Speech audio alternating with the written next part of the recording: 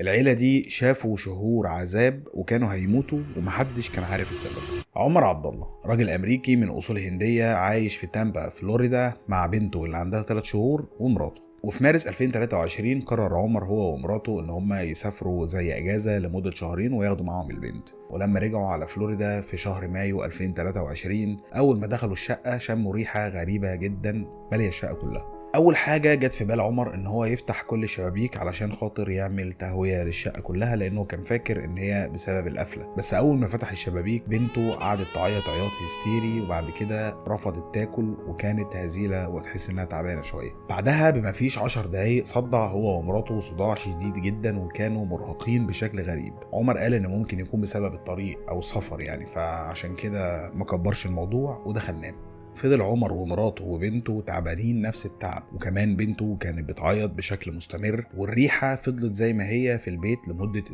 أسبوع من الدوخة والغثيان والصداع، وكمان عينيهم كانت حرقاهم بشكل غريب جدا. وفي يوم قام عمر يطمن على بنته لأنها كانت بتعيط بشكل مستمر بس كانت هادية شوية، فدخل يبص عليها لقاها نايمة، مسكها لقى شعرها كله واقع على المخدة. طبعا اتخض جدا ونده على مراته وقال لها امسكي البنت لحد ما انا اخش اغير عشان نروح المستشفى. وبالفعل دخل يغير هدومه وهو بيسرح شعره علشان ينزل شعره هو كمان وقع. عمر هنا شك ان في حاجه غلط وان الريحه دي هي اللي مرتبطه بكل اللي بيحصل لهم، علشان كده بلغ المطافي وشركه الغاز يجوا يفحصوا الشقه ويبصوا على كل حاجه فيها لا يكون في تسريب ولا حاجه. ولكن المطافي وشركه الغاز قالوا له ان كل التوصيلات سليمه ومفيش اي تسريب. واستمر الحال ده شهور، تعب حيرة ومحدش فيهم فاهم ايه اللي بيحصل، وكلهم حالتهم بتسوء اكتر واكتر، وما كانش فيه اي سبب طبي للتعب اللي هم فيه، وكمان كل الفحوصات طلعت سليمة. وفي شهر 6 2023 عمر قاعد عادي فجأة يشم الريحة دي بس بشكل قوي جدا. قرر المرة دي ان هو يتصرف ويمشي ورا الريحة لحد ما يوصل لمصدرها، وبالفعل الريحة جابته لحد باب الشقة، واول ما وصل عند باب الشقة فتح الباب ملقاش اي حد. فضل يبص على الباب من جوه ملقاش حاجه، بص عليه من بره وبيحسس عليه من كل حته لقى تحت حاجه غريبه جدا. نده على مراته وقال لها بصي في شق في الباب من تحت مش باين من جوه ولكن هو باين من بره. حس عمر ان في حاجه غلط بتحصل فقال ان هو ممكن يحط كاميرا في الزرع اللي جنب باب الشقه بتاعته علشان يشوف مين اللي عامل الشق ده وايه اللي بيحصل وليه الريحه دي بتيجي. بعدها بيومين عمر كان قاعد شم نفس الريحه اللي كانت بتحصل، فضل قاعد في مكانه 10 دقايق وبعدها فتح باب الشقه خد الكاميرا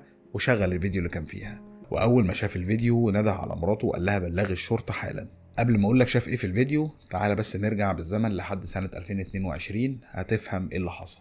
في سنة 2022 عمر ومراته خلفوا البنت اللي هي معاهم حاليا اللي عندها 3 شهور. الناس كلها مقدرة والدنيا تمام عادي ما عدا واحد بس وهو جارهم ده كان اسمه شو مين لي. شو مين لي هو راجل صيني عنده 36 سنة بيحضر دكتوراه في جامعة فلوريدا، وكمان هو جار عمر. شو مين لي كان متضايق شوية من وجود الطفلة والعياط المستمر والحركة اللي كانت بتحصل فوق ده. كمان في مرة بلغ الشرطة ان حد فيهم حرك كرسي بالليل، وكان بيبلغ الشرطة بشكل مستمر عنهم. والشرطة كانت بتيجي كل مرة تسأل الجيران هل فعلا في ازعاج او حاجة، ولكن كل الجيران كانوا بيدافعوا عن عمر ويقولوا ان هو شخص هادي جدا ومحترم. فكانت الشرطة بتقول لشو مين لي ان الموضوع مش في ايديهم، يعني مفيش اي حاجة بتحصل وانت بس اللي متضايق يعني، فيا يتقبل الموضوع يا يمشي. نرجع بقى لموضوعنا. عمر شاف في الفيديو ان شو مين لي كان بيحط حاجة في سرنجة ويحط السرنجة دي في الشق اللي في الباب ويفضي السرنجة في الباب. وعمر قدم الفيديو ده للشرطة والشرطة بالفعل اتحركت علشان تقبض على شو مين لي. وفي يوم 27 يونيو الشرطة قبضت على شو مين لي اللي بالمناسبة الدكتوراه بتاعته كانت في الكيمياء، وتوجه له عدة تهم منها نشر مواد كيميائية وكمان حيازة مواد كيميائية خاضعة للرقابة ومحاولة القتل. وفعلا شو مين لي اعترف ان هو كان بيحاول يقتلهم لان الطفلة كانت مزعجة جدا. وبعد ما اتقبض عليه اتطرد من الجامعة، وللأسف طرده من الجامعة ده هو اللي اداله المخرج. وللأسف لما اتطرد من الجامعة الإقامة بتاعته اتلغت تلقائي، فالصين طلبت أمريكا بأنه يتم ترحيله. بالفعل أمريكا اضطرت إنها ترحله وهرب اللي كان بيحاول يقتل عيلة